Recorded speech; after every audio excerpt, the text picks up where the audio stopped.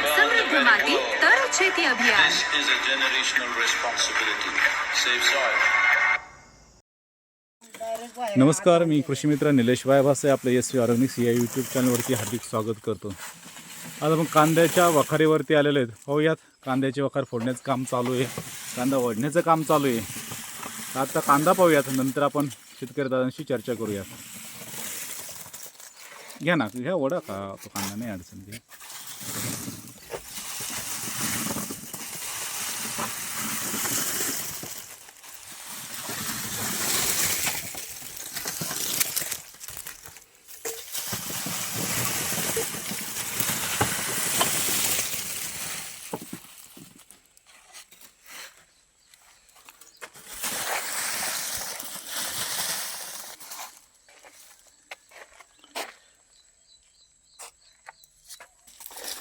वखारीमधून कांदा निघताय, चांगला निघताना दिसतोय. पाहूयात, शेतकऱ्यांनी चर्चा करूयात की आपण कोणत्या गावात आहोत, नेमक्या कांद्याला असं काय केलेलं आहे की जो कांदा अजूनही इतका चांगला निघताना आपल्याला दिसतोय. नमस्कार.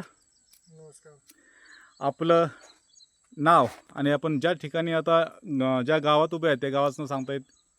संजय हरिभाऊ लोणकर, शेतकऱ्याचं नाव, मुक्काम पोस्ट इनामगाव, तालुका शिरूर, जिल्हा पुणे. आत्ता आपण इनामगावमध्ये आहोत आहे ना, शिरूर तालुका, पुणे जिल्ह्यामध्ये. दादा, हा कांदाही अतिशय चांगला निघतोय. पलीकडच्या वखारीमधलाही कांदा तुम्ही मला वाटते सेल आउट केला दिलेला आहे ना. आता कांद्याचा काय रेटनी कांदा गेलाय आपला? 35, 36, 37 हे रेंजनी गेलेला आहे. 35, 36, 37 या रेंजनी गेलेला आहे. तर हा जो कांदा आहे, ह्या कांद्यासाठी एक्झॅक्टली ट्रीटमेंट काय घेतली होती, किंवा SV ॲग्रोचं जे तंत्रज्ञान होतं त्याचा कोणत्या तंत्रज्ञानाचा वापर या कांद्यासाठी केला गेलेला होता? SV फ्रुटर, कॅन्टर, SV 59 आणि SV के ड्रिप. अच्छा, म्हणजे शुगरबनचा वापर. शुगरबनचा कशासाठी वापर केला गेला होता? साईजसाठी वापर केला गेला होता. साईज अपेक्षित जाणवते तुम्हाला? अपेक्षित साईज आहे. सगळा कांदा कसा आहे? 1 नंबर आहे. 2 नंबरची पण क्वालिटी आहे, पण बरं आहे. पण लागण ही 21 जानेवारी, 22 जानेवारी आणि 23 जानेवारीची. म्हणजे लागण ही उशिराची होती, तरी ही साईज आपल्याला प्राप्त झालेली आहे. म्हणजे कशामुळे साध्य झालं असं वाटतंय तुम्हाला? हे साध्य म्हणजे भाऊंचं मार्गदर्शन, भाऊशाला ओम साई ॲग्रोचे संचालक भाऊशालांचं मार्गदर्शन याला लाभलेलं आहे. त्यासोबत आबासाहेब नाळेंचं मार्गदर्शन याला लाभलेलं आहे. अच्छा, तर नाळे साहेब, या कांद्यासाठी नेमकं काय केलंय? या कांद्यासाठी आपण रोपापासून नियोजन केलं होतं. रोपाला पण आपण खत टाकलं होतं. त्यानंतर लागवडीला SV फुटर, SV कॅन्टर, त्याच्यानंतर मायक्रोजी, त्यानंतर आळवणी केलं आपण 59 आणि SV के ड्रिप. त्यानंतर कांद्याची पात चांगली राहण्यासाठी SV किटोन आणि मिस्टर मायक्रोचा आपण स्प्रे ह्याला झालेला आहे. 2 महिन्याचा कांदा झाल्यानंतर आपण ह्याला शुगर बन साईजसाठी केलेला आहे.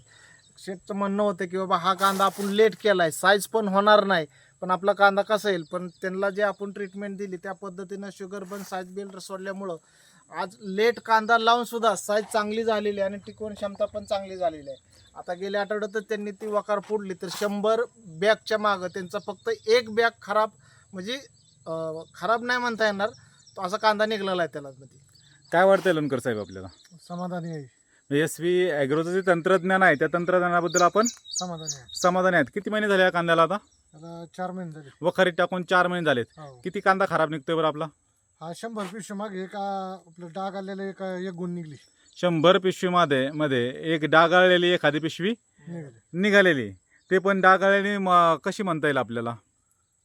ते म्हणजे आपलं असं मूळ कुठं हे झालेलं आहे, म्हणजे जो वाळवीनी खाल्लेला कांदा आपल्याला निघतोय, तसा खराब झालेला कांदा आपल्याला दिसत नाही. म्हणजेच एकूण जे SV ॲग्रोचं जे तंत्रज्ञान आहे ते एक तंत्रज्ञानाबद्दल समाधानी आहात?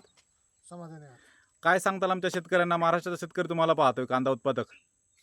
SVचं तंत्रज्ञान त्यांनी वापरावे. आणि विशेष म्हणजे हे बाईला गोणी दिली होती, त्या गोणीतून डायरेक्ट कांदा वखारीत टाकलेला आहे. अच्छा, निवड पण नाही केलेली, वळ लावली असं काही केलेलं नाही, बिलकुलच नाही. आहे तसा कांदा डायरेक्ट वखारीत गोण पाडलेली आहे. तरी सुद्धा कांदा अतिशय चांगला निघतोय आपला. चांगला आहे. आणि सगळ्यात म्हणजे लागणीची सगळ्यात शेवटची तारीख आहे.